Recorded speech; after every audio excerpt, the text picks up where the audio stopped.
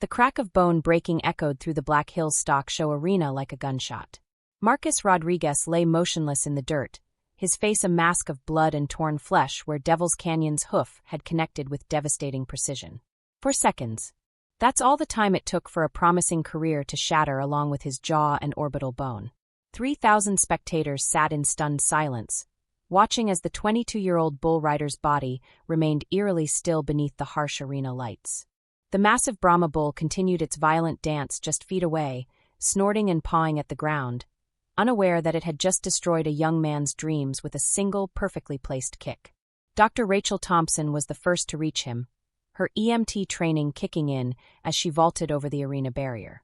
The metallic taste of fear filled her mouth as she knelt beside Marcus's broken form, her fingers immediately searching for a pulse along his neck.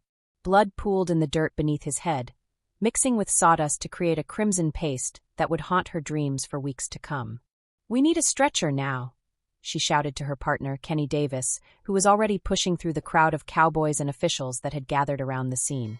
The left side of Marcus's face was caved in, his cheekbone visibly displaced beneath swelling skin. His breathing was shallow and labored, each exhale creating small bubbles of blood at the corner of his mouth. Vincent Rodriguez watched from the stands, his weathered hands gripping the metal railing, so tightly his knuckles had turned white. At 73, the former rodeo champion had seen his share of devastating injuries, but nothing had prepared him for watching his grandson's body go limp in the dirt. The same dirt where Vincent had once been carried out on a stretcher, his own career ending with a shattered spine that still ached on cold South Dakota nights. "Marcus! Marcus, can you hear me?" Dr. Thompson's voice cut through the arena's oppressive silence as she carefully stabilized his neck, preventing any movement that might cause further damage. His eyes remained closed, dark lashes stark against skin that was rapidly turning purple and black. The orbital fracture was severe. She could already see that his left eye was swelling shut, the socket filling with blood. Kenny arrived with the backboard and cervical collar, his usually steady hands trembling slightly as he helped position the equipment. 30 years of emergency response hadn't prepared him for the sight of someone so young and full of life lying broken in the arena dirt. He'd watched Marcus compete in smaller rodeos around the region, always impressed by the young man's determination and natural talent. Now that same determination might be the only thing keeping him alive. The crowd remained motionless as the medical team worked, the only sounds being the gentle snorting of horses and the distant hum of the arena's ventilation system. Cowboys who moments before had been joking and preparing for their own rides now stood with hats in their hands, their faces grave with the understanding that rodeo was a sport where death lurked just 8 seconds away. Marcus's mother, Elena Rodriguez, pushed through the crowd with the desperate strength that only comes to parents watching their children in mortal danger. She had driven 3 hours from their small ranch outside Pine Ridge to watch her son compete in the biggest rodeo of his young career. Now she found herself running across arena dirt, her work boots slipping on loose sawdust as she fought to reach him before the paramedics loaded him into the ambulance. "That's my boy. That's my son," she cried, her voice cracking with raw emotion as security personnel gently but firmly held her back from the medical scene. Her hands shook as she watched Dr. Thompson insert an 4-line into Marcus's arm, the clear fluid flowing into his bloodstream carrying medications that might save his life. The stretcher team moved with practiced efficiency, sliding the backboard beneath Marcus's still form while maintaining perfect spinal alignment. His body looked impossibly small against the white sheets, a stark contrast to the powerful young man who had climbed onto Devil's Canyon's back just minutes earlier. The bull rope was still wrapped around his right hand, the leather and rosin burned into his palm from the impact of the fall. Vincent finally made his way down from the stands, his artificial hip slowing his progress as he navigated the steep concrete steps. Each step sent shooting pains up his spine, reminders of his own rodeo career's violent end. But physical pain meant nothing compared to the ache in his chest as he watched his grandson being loaded into the back of an ambulance, its red and blue lights casting an otherworldly glow across the arena. As the paramedics prepared to transport Marcus to Regional Health Systems Hospital, Dr. Thompson took one last look at his injuries. The facial fractures were severe, but it was the potential for brain injury that worried her most. The force required to break both the jaw and orbital bone suggested a significant impact, and she'd seen too many young athletes whose lives were forever changed by traumatic head injuries. The ambulance doors slammed shut with a finality that seemed to echo through the arena long after the sound had faded. Elena climbed into the passenger seat, her face pale but determined, while Vincent rode in his pickup truck behind them, following the flashing lights through Rapid City's dark streets. The rodeo continued, as it always did after an injury, but the energy had been sucked out of the event. Riders went through the motions, spectators watched with nervous attention, and everyone wondered if they had just witnessed a young man's dreams die in the dirt. At the hospital, Dr. Margaret Kim, the chief of emergency medicine, was waiting when the ambulance arrived. She'd been briefed by radio about the severity of Marcus's injuries and had already assembled a trauma team. The emergency room at Regional Health had seen its share of rodeo injuries over the years, broken ribs, concussions, torn ligaments, but facial trauma of this magnitude was uncommon, even for their experienced staff. Male, 22 years old, bull riding injury with significant facial trauma, Dr. Thompson reported as they wheeled Marcus through the automatic doors. Fractured mandible, orbital bone, possible traumatic brain injury. He's been unconscious since impact, vitals stable but BP dropping slightly. The trauma bay erupted into controlled chaos as nurses and technicians began their work. Marcus's clothes were cut away, revealing other injuries that had been hidden beneath his protective vest. His ribs were bruised from the initial impact with the ground, and there were deep abrasions along his right shoulder where he'd skidded across the arena floor. Dr. Kim examined the facial injuries under the bright trauma room lights, her experienced eye immediately recognizing the extent of the damage. The mandible was fractured in 2 places, and the orbital fracture extended into the floor of the eye socket. Surgery would be required, probably multiple procedures over several months. But first, they needed to determine if there was any brain injury that might complicate treatment. Elena paced the waiting room like a caged animal, her boots clicking against the polished linoleum floor. Vincent sat quietly in an uncomfortable chair, his mind racing back 37 years to his own accident. He remembered the fear, the uncertainty, the long months of rehabilitation that followed. But he'd been 42 then, an established champion with savings and insurance. Marcus was just starting out, working odd jobs to pay entry fees and travel expenses, with no real safety net beyond family. The CT scan results came back showing no signs of brain bleeding or swelling, which brought the first moment of relief since the accident.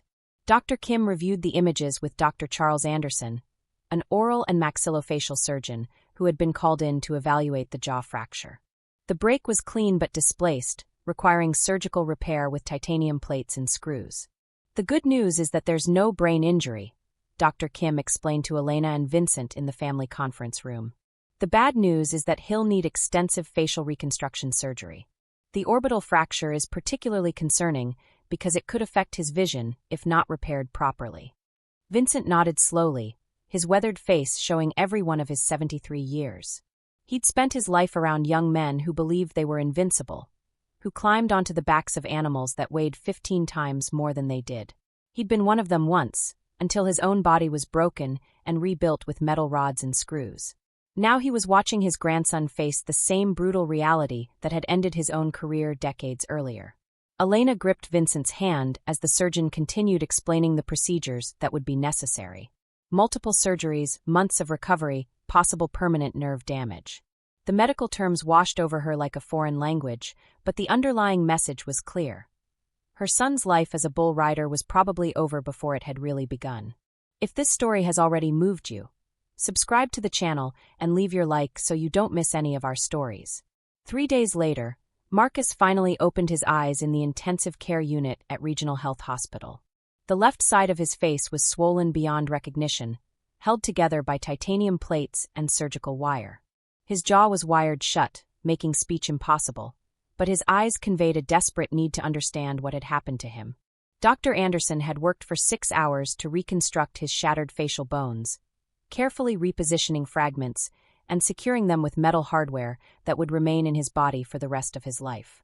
The orbital fracture had required a delicate procedure to repair the floor of the eye socket, preventing his eyeball from sinking into the sinus cavity below. It was masterful work, but the recovery would be long and uncertain. Elena hadn't left the hospital since the accident, surviving on coffee and vending machine sandwiches while maintaining her vigil beside her son's bed. She'd called in sick to her job at the Tribal Education Office, where she managed adult learning programs for Pine Ridge residents. Her supervisor, Dorothy Little Hawk, had been understanding, even arranging for other staff members to cover her responsibilities indefinitely. Vincent divided his time between the hospital and the ranch, where the daily chores of caring for livestock couldn't be ignored. The physical demands of ranch work were becoming increasingly difficult for his aging body, but the routine provided a necessary distraction from the worry that gnawed at him every waking moment. He'd hired Bobby Charging Eagle, a local teenager, to help with feeding and mucking stalls, paying him from the modest savings account he'd been hoping to use for Marcus's college education. When Marcus was finally alert enough to understand visitors, his first attempt at communication was heartbreaking. He pointed frantically at his throat, his eyes wide with panic when no sound emerged from his wired-shut mouth. Dr. Anderson had explained that his jaw needed to remain immobilized for at least 8 weeks to allow proper healing, but the reality of being unable to speak was more terrifying than any physical pain. Elena quickly brought him a notepad and pen, watching as he struggled to write with his dominant hand. The first word he scrawled, in shaky letters that barely resembled his usual neat handwriting, was writing. She looked into his eyes and saw the same fierce determination that had driven him to compete despite their family's financial struggles, despite the dangers that had claimed his grandfather's career. "Not yet, Mijo," she whispered, smoothing his hair back from his forehead. "First you heal, then we figure out the rest." But Marcus's eyes told a different story. Even through the pain medication and facial swelling, she could see that he was already planning his return to the arena. It was a look she recognized from Vincent, the same stubborn refusal to accept that some injuries change everything. She'd spent 30 years watching her father-in-law struggle with chronic pain and limited mobility, all because he'd refused to quit riding when his body was telling him to stop. The bills began arriving within a week. Emergency room charges, surgeon fees, hospital room costs, and diagnostic imaging expenses that totaled more than most people in Pine Ridge made in a year. Elena spread the paperwork across the small table in Marcus's room, trying to make sense of numbers that seemed to grow larger with each envelope she opened. Their health insurance, a basic plan through Elena's job, covered some expenses, but left them responsible for deductibles and copayments that might as well have been millions of dollars. The oral surgery alone would cost $32,000, and Dr. Anderson had warned that additional procedures might be necessary if complications arose during healing. Vincent studied the bills with the same careful attention he'd once given to rodeo statistics, calculating entry fees and prize money potential. But these numbers told a different story, one of financial ruin that could cost them the ranch, the only home Marcus had ever known. The property had been in their family for 3 generations, purchased with Vincent's rodeo winnings in 1983, and gradually expanded as cattle prices allowed. "We'll figure it out," Vincent told Elena, but his voice lacked conviction. At his age, additional loans were nearly impossible to obtain, and the ranch was already mortgaged to fund equipment purchases and property improvements. The monthly payments stretched their budget even in good years, and this year's drought had reduced hay production by 35%. Dr. Kim visited Marcus's room each morning, checking his progress and adjusting medications as needed. She'd grown fond of the quiet young man who never complained despite obvious discomfort. His vitals were stable, and the facial swelling was gradually subsiding, revealing the extent of the reconstructive work that had been performed. "The healing is progressing well," she explained to the family during one of her rounds. "But I want to be clear about the timeline we're looking at. Full recovery from these types of injuries typically takes 6 to 8 months, sometimes longer. And there may be permanent changes to sensation in the affected area." Marcus wrote furiously on his notepad, the pen trembling in his grip. "When can I ride again?" The question that had been consuming him since he'd first regained consciousness. The only thing that seemed to matter despite everything his family was sacrificing for his medical care. Dr. Kim exchanged glances with Elena and Vincent before answering. She'd had this conversation with athletes before, young people whose identities were so wrapped up in their sport that they couldn't imagine life without it. "Marcus, these injuries are very serious. Even after you're fully healed, there's significant risk of additional damage if you were to suffer another facial impact. Many people in your situation choose to find other interests." The notepad hit the floor as Marcus shook his head violently, ignoring the pain that shot through his jaw. His eyes filled with tears of frustration and anger, emotions that had been building since he'd first understood the severity of his situation. Bull riding wasn't just what he did, it was who he was, the one thing that had given him purpose and hope for a future beyond the economic limitations of reservation life. Bobby Charging Eagle had been visiting regularly, bringing news from the local rodeo circuit that Marcus was desperately hungry for. Other young riders had been asking about him, wondering when he'd return to competition. Several sponsors who had been considering supporting Marcus's career had moved on to other prospects, unwilling to invest in someone whose future was uncertain. Tyler Brennan won the Buffalo Rodeo last weekend, Bobby reported during one visit, referring to Marcus's main rival in the regional junior circuit. He drew Storm Chaser in the finals and rode him for 89 points. People are saying he's got a real shot at making the professional tour next season. The news hit Marcus like a physical blow. Tyler Brennan was talented, but lacked Marcus's natural instincts and fearless approach to difficult bulls.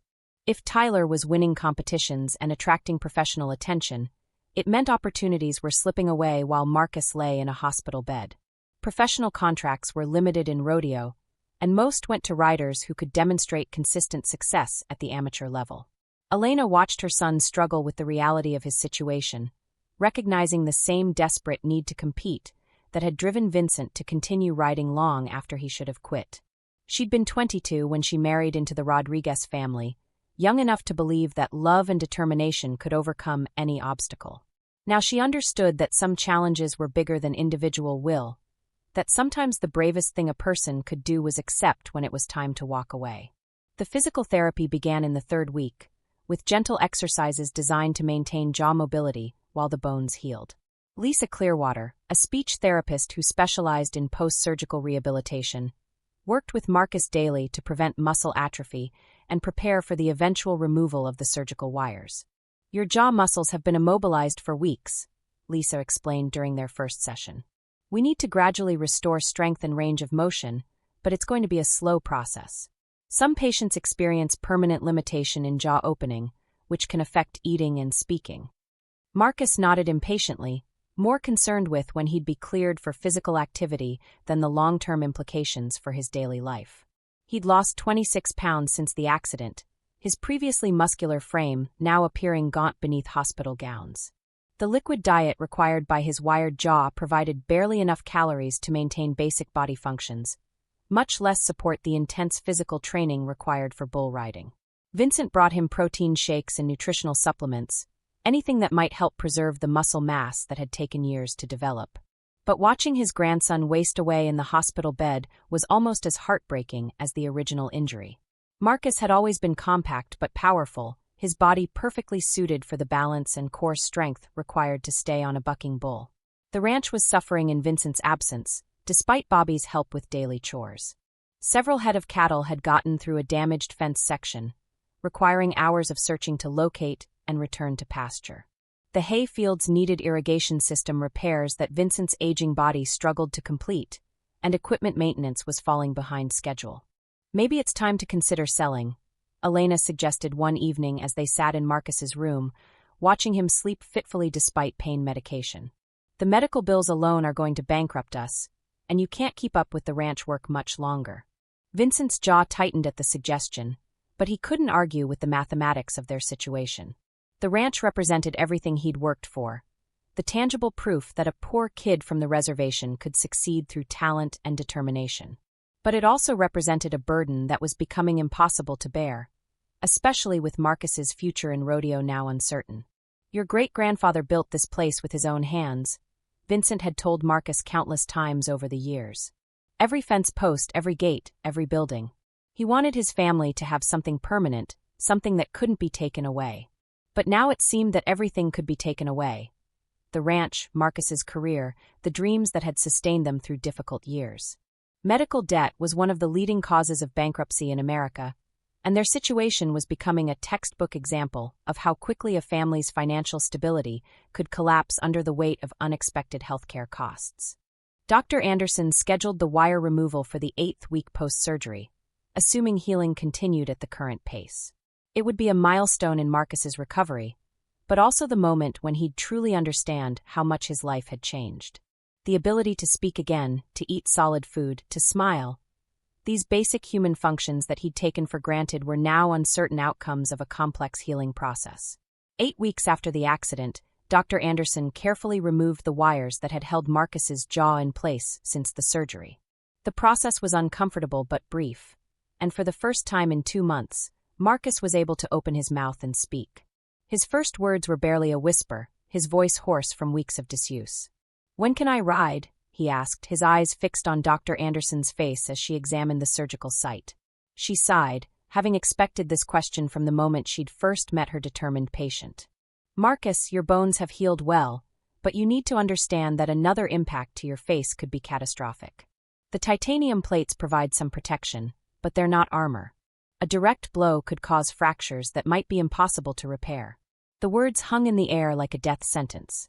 Marcus had spent 2 months planning his return to rodeo, visualizing himself back on the bulls that had once seemed like willing partners rather than dangerous adversaries.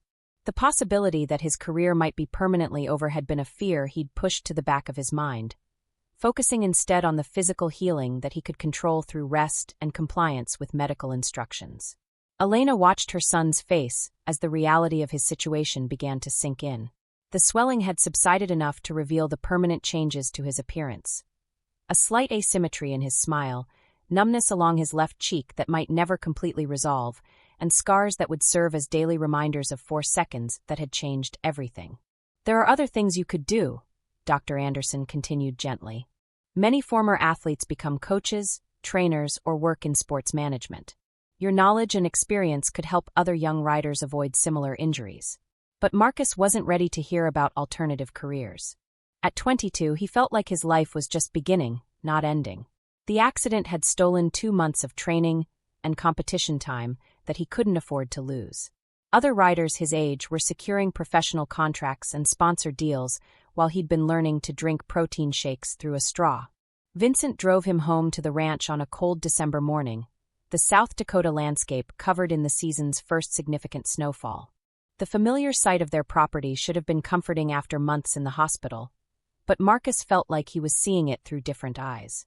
The practice arena where he'd spent countless hours perfecting his technique looked smaller somehow, less important than he remembered.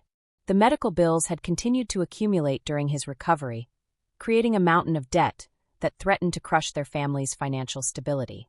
Elena had taken a second job cleaning offices in Rapid City, driving the 40-mile round trip each evening after her regular work at the tribal office. Vincent had sold 15 head of cattle to pay the most urgent expenses, reducing their herd to a size that made the ranch operation barely viable. "We've got an appointment with the bank next week," Vincent told Marcus as they pulled into the driveway. "Need to discuss refinancing options, maybe a second mortgage. The bills from your surgery are more than we can handle with current income." The guilt hit Marcus like a physical blow. His decision to compete in the Black Hills Stock Show had been selfish, driven by dreams of prize money and sponsor attention rather than consideration for his family's financial limitations. Now their entire livelihood was at risk because of 4 seconds of bad luck and a bull's perfectly placed hoof. Bobby Charging Eagle had maintained the ranch as best he could during Marcus's absence, but there was obvious deterioration that would require significant investment to correct. The barn roof leaked in 3 places, allowing moisture to damage stored hay. The irrigation system had failed completely, requiring replacement parts that cost more than Vincent's monthly Social Security check. The pickup truck needed new tires and a transmission repair that had been postponed repeatedly due to lack of funds. Physical therapy continued 3 times a week in Rapid City, with Lisa Clearwater working patiently to restore full function to Marcus's jaw.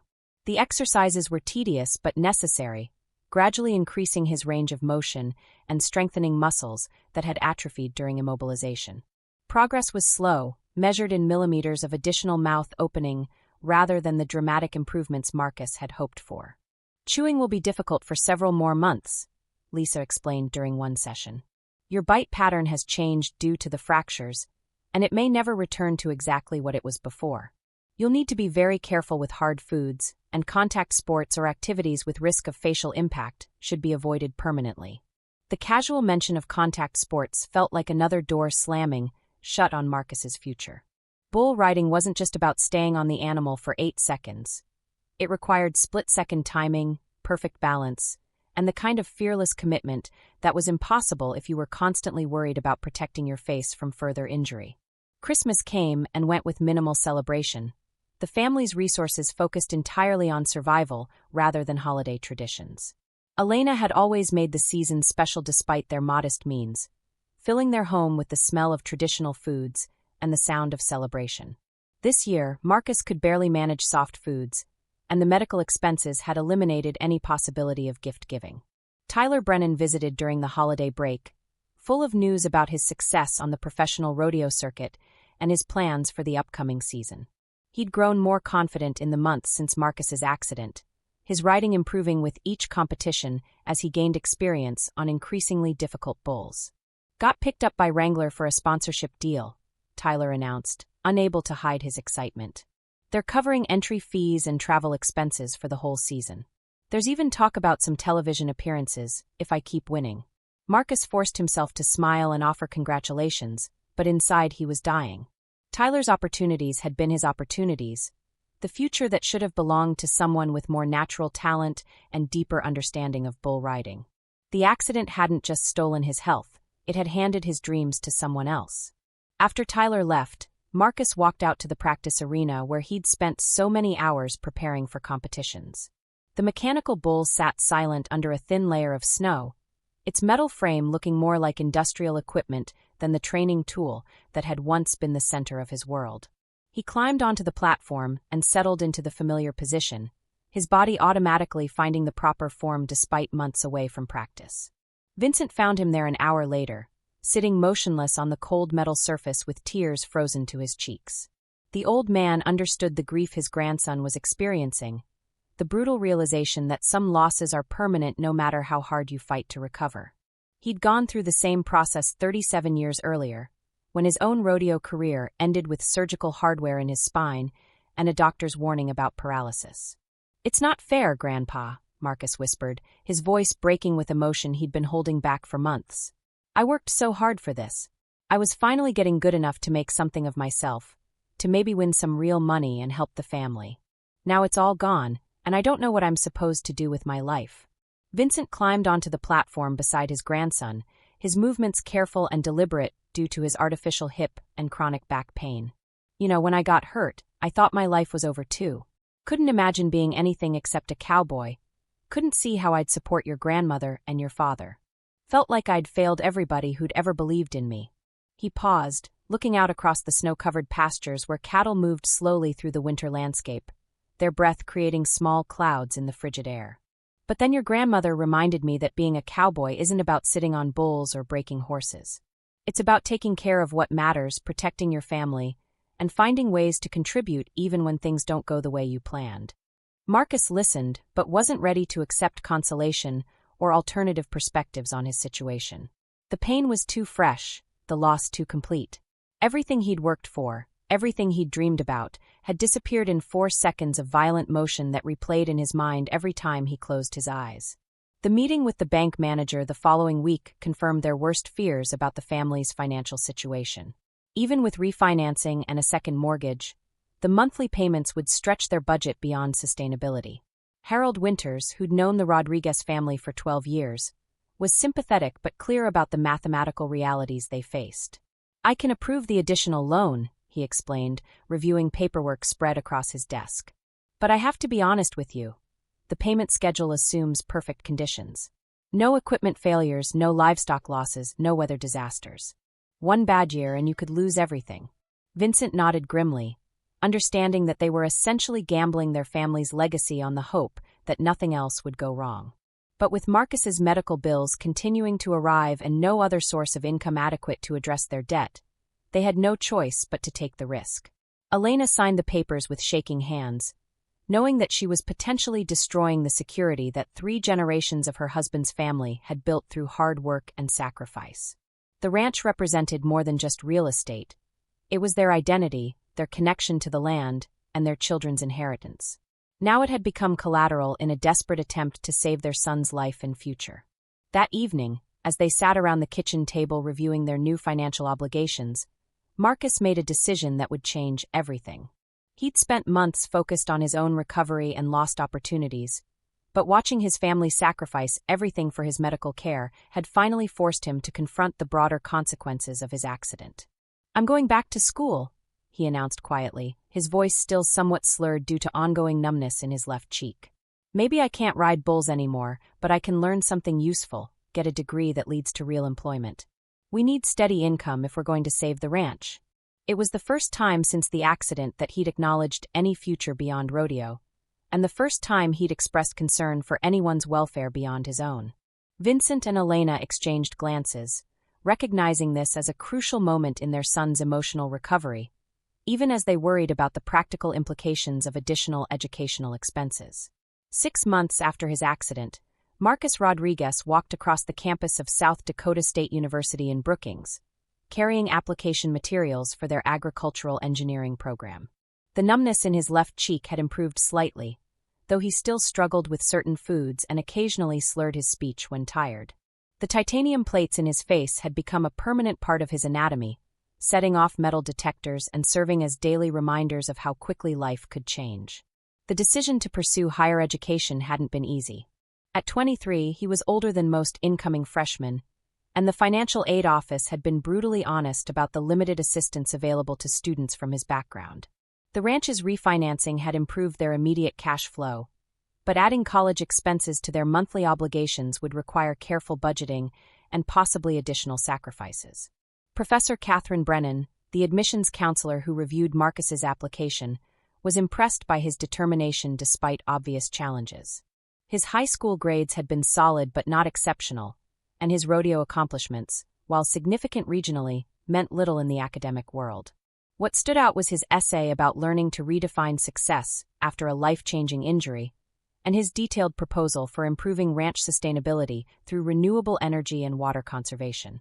"Your background in livestock management gives you practical experience that many of our students lack," Professor Brennan explained during his interview.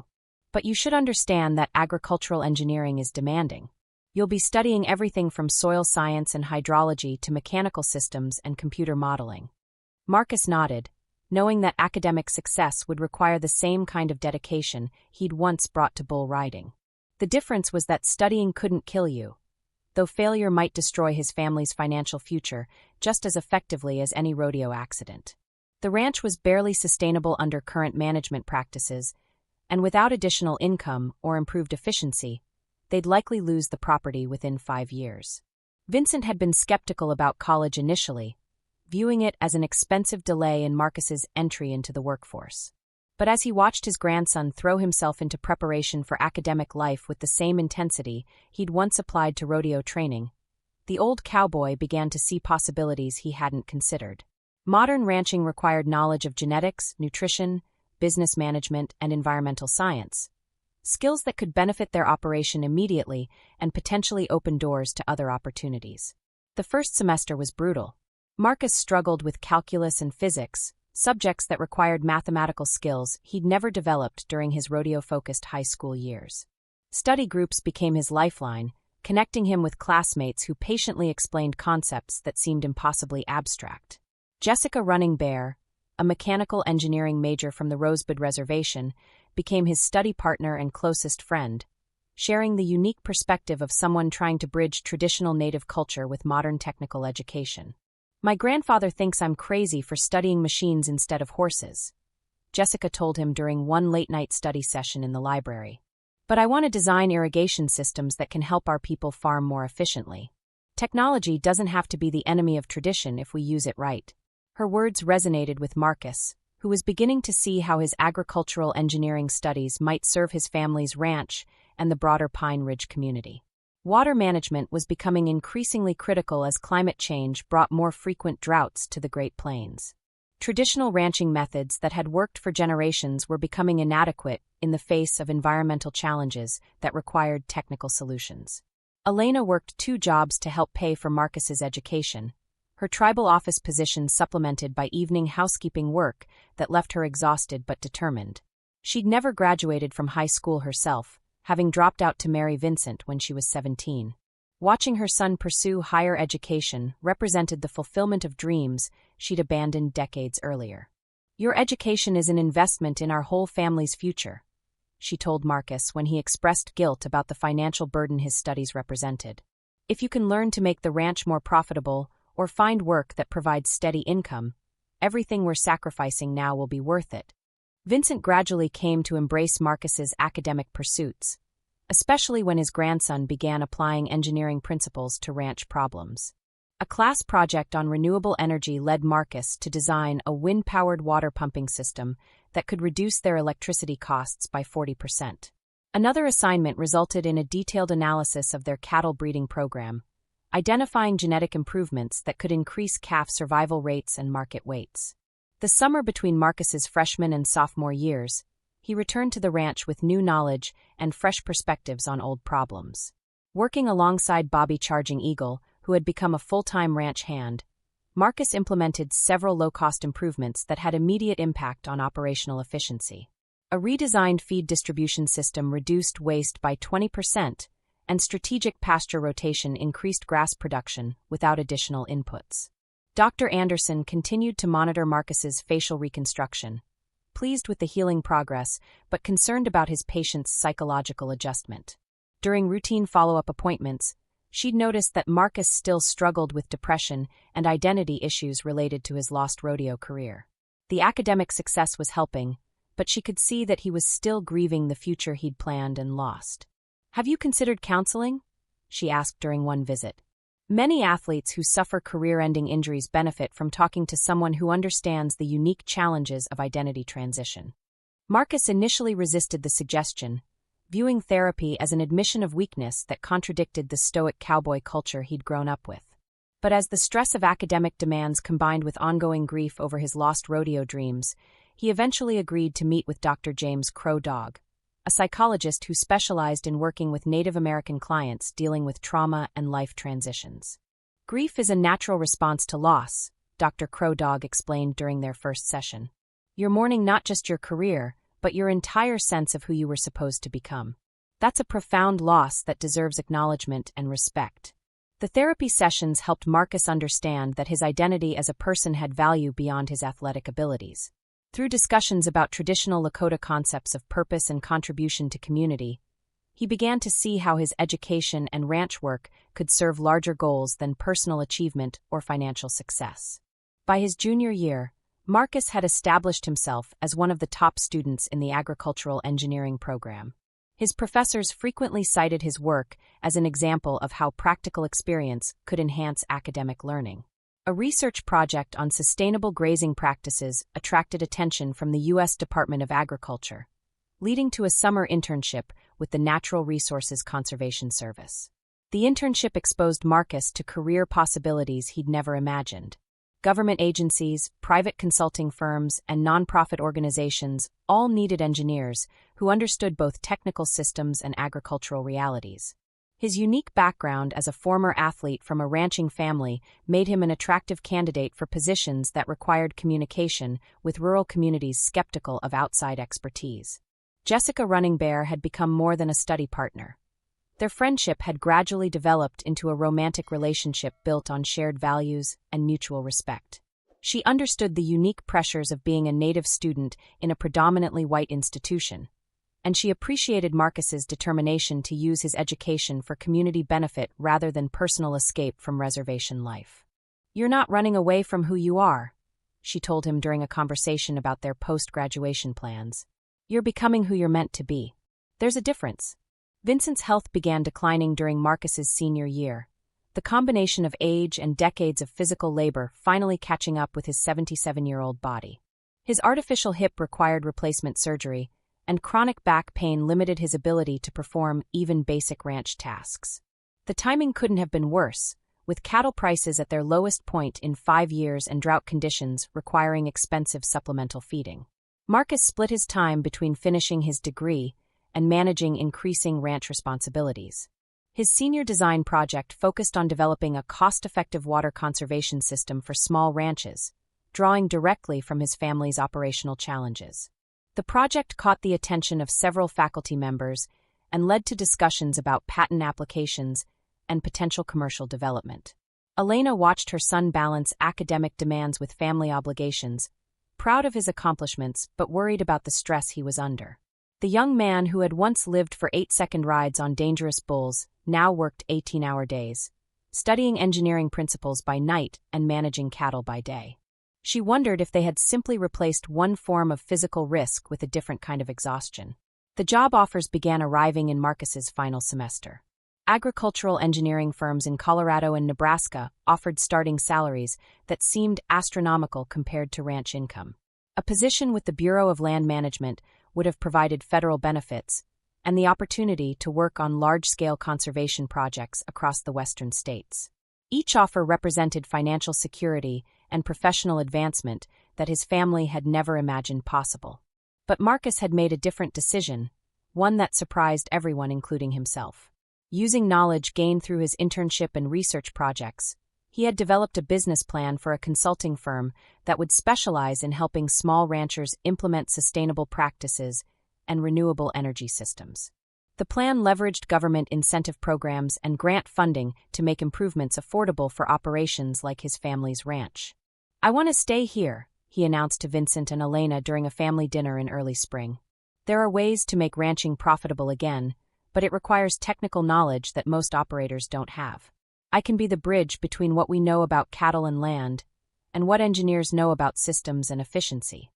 Vincent studied his grandson's face, looking for signs of the impulsive decision-making that had once led Marcus to climb onto bulls that no sane person would ride. But he saw instead the careful calculation of someone who had learned to weigh risks and benefits, to plan for long-term success rather than momentary glory. "You sure about this?" Vincent asked.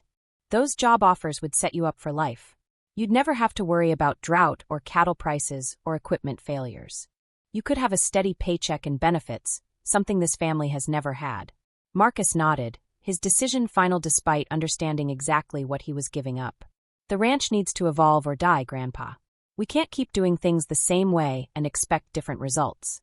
But we also can't abandon everything our family has built here. I think there's a way to honor both the old knowledge and the new technology."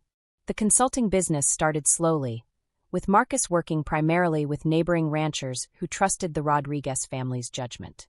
His first major project involved designing a solar-powered water pumping system for the Charging Eagle Ranch, an installation that reduced their electricity costs by 60% while improving water access for livestock.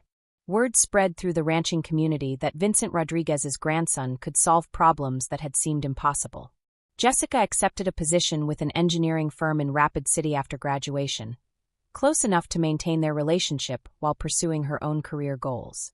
Her work focused on renewable energy projects for tribal communities, complementing Marcus's agricultural focus, and creating opportunities for collaboration on larger initiatives.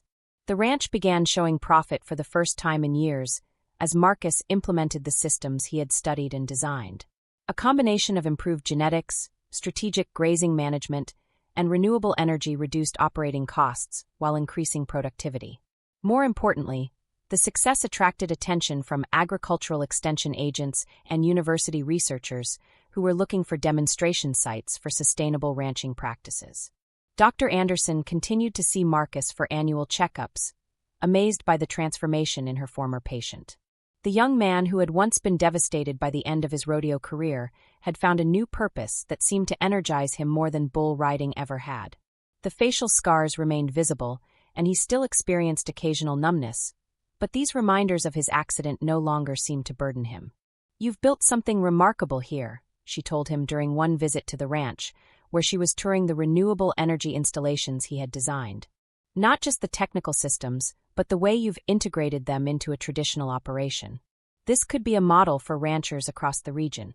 Marcus smiled, his expression slightly asymmetrical due to the residual nerve damage, but genuine in its warmth. "I think about that bull sometimes, Devil's Canyon. For years I hated him for ending my rodeo career. But maybe he didn't end anything. Maybe he just forced me to find a different path to the same destination."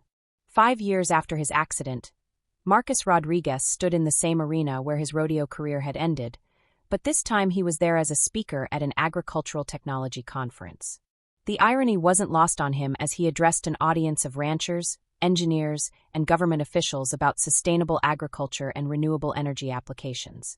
"Sometimes the worst thing that happens to you becomes the best thing that could have happened," he told the crowd, his voice carrying clearly through the arena's sound system, despite the slight speech impediment that remained from his facial injuries. "I thought my life was over when I couldn't ride bulls anymore. Turns out, I was just getting started." Elena and Vincent sat in the front row, watching their son present research findings and business case studies with the same confidence he had once shown climbing onto dangerous bulls. The difference was that this confidence was built on knowledge and experience rather than youth and fearlessness. It was sustainable in a way that athletic careers never could be. The consulting business had grown to employ 12 people, including several recent engineering graduates and experienced ranchers who had learned to integrate traditional knowledge with modern technology. Projects now extended across 3 states, helping family operations implement improvements that made them more profitable and environmentally sustainable. Jessica had accepted Marcus's marriage proposal the previous Christmas, and their wedding was planned for the following summer at the ranch. Her engineering expertise complemented his agricultural focus, and together they were developing projects that addressed infrastructure needs in native communities while creating local employment opportunities. Bobby Charging Eagle had evolved from a teenage ranch hand to Marcus's business partner. His practical knowledge of livestock management combined with technical training funded by the consulting firm. The partnership represented the kind of knowledge transfer that Marcus believed was essential for preserving ranching culture while adapting to changing economic and environmental conditions. The ranch itself had become a demonstration site visited by agricultural students, government officials, and ranchers from across the region. The combination of traditional grazing practices with modern technology created an operation that was both profitable and environmentally sustainable. More importantly, it provided a model that other family ranches could adapt to their own situations and resources.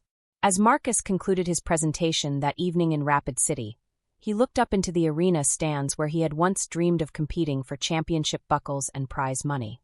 Those dreams seemed like they belonged to someone else now, a young man who had confused risk with courage and individual achievement with meaningful contribution. The applause that followed his presentation was different from the cheers he had once hoped to earn as a bull rider. It represented recognition not for 8 seconds of athletic performance, but for years of study, innovation, and service to his community.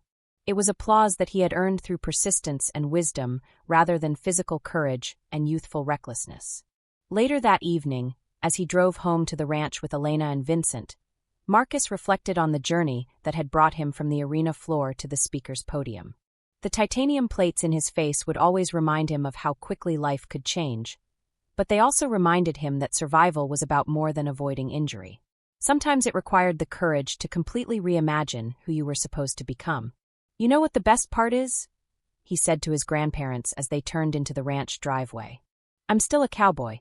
I'm still working with cattle and land and weather. I'm still trying to make this place profitable enough to pass on to the next generation. The tools are different, but the goals are the same." Vincent smiled, understanding that his grandson had found a way to honor their family's legacy while adapting to a changing world. The ranch would survive not by clinging to outdated methods, but by embracing new knowledge while preserving essential values.